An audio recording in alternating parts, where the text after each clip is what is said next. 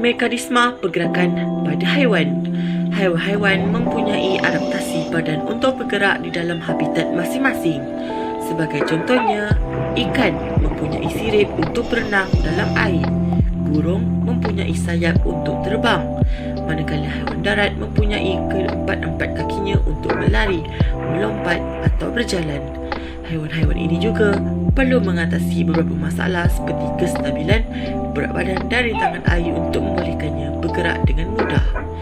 Mari kita mengkaji bagaimana beberapa jenis haiwan bergerak.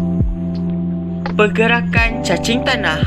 Cacing tanah mempunyai rangka hidrostatik, iaitu ruang badannya dipenuhi dengan bendali. Rangka hidrostatik ini memberikan sokongan dan mengekalkan rupa bentuk cacing tanah. Cacing tanah mempunyai dua set otot, iaitu otot melingkar dan otot membujur. Kedua-dua otot ini bertindak secara berantagonis. Pengecutan dan pengenduran otot lingkar dan otot membujur.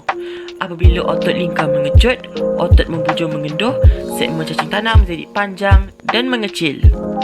Apabila otot lingkar mengendur, otot membujur mengecut, segmen cacing tanah menjadi memendek dan menebal. Secara lebih terang tentang pergerakan cacing tanah di permukaan tanah. Bahagian hadapan cacing tanah dikenali sebagai anterior, bahagian belakang cacing tanah dikenali sebagai posterior. Bahagian anterior, apabila otot lingkar mengecut, otot membujur mengendur, segmen cacing tanah menjadi mengecil dan memanjang. Kita mencekam tanah. Manakala bahagian posterior cacing tanah, otot lingkar mengendur, otot membujur mengecut menjadikan segmen cacing tanah pendek dan menebal. Kita melepaskan cekaman pada tanah. Pergerakan ini akan berterusan jika terdapat pengecutan dan pengenduran otot lingkar dan otot membujur. Pergerakan belalang. Serangga seperti belalang mempunyai rangka luar dan mempunyai 3 pasang kaki. Kaki bahagian belakang belalang mempunyai saiz yang besar, membolehkan belalang melompat. Otot yang menyebabkan kaki melurus dikenali sebagai otot ekstensor. Ekstensor R diambil sebagai lurus.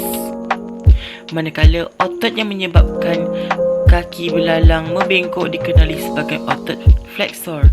K sebagai bengkok. Struktur belalang.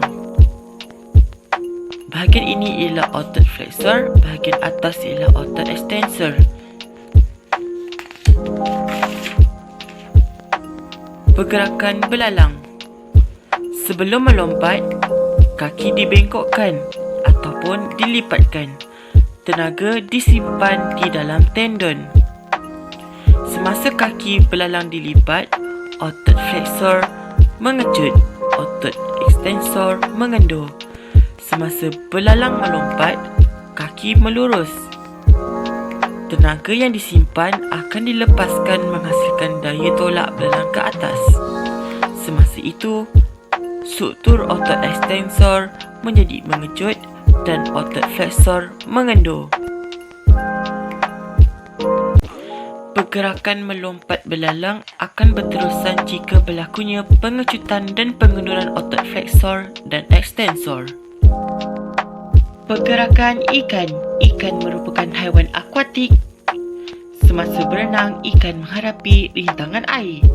Bagi mengatasi masalah ini agar membolehkan ikan bergerak dengan pantas dalam air, ikan mempunyai badan yang membentuk larus, iaitu bahagian anterior ikan bulat dan licin, manakala bahagian posterior ikan panjang dan meruncing. Ikan juga mempunyai sisik yang berlendir bagi melancarkan pergerakannya. Otot yang terdapat pada kedua-dua sisi tulang belakang disusun dalam bentuk bongkar yang dinamakan myotom. Otot ini bertindak secara berantagonis. Pengecutan dan pengenduran myotom di kedua-dua sisi tulang belakang membolehkan ikan mengibas ekornya. Apabila myotom kiri mengecut, myotom kanan mengendur, ekor akan mengibas ke kiri. Sebaliknya, apabila myotom kiri mengendur, myotom kanan mengecut, ikan akan mengibaskan ekornya ke kanan. Pergerakan ekor ikan ke kiri dan ke kanan menghasilkan daya tujar yang menolak badan ikan ke hadapan untuk berenang.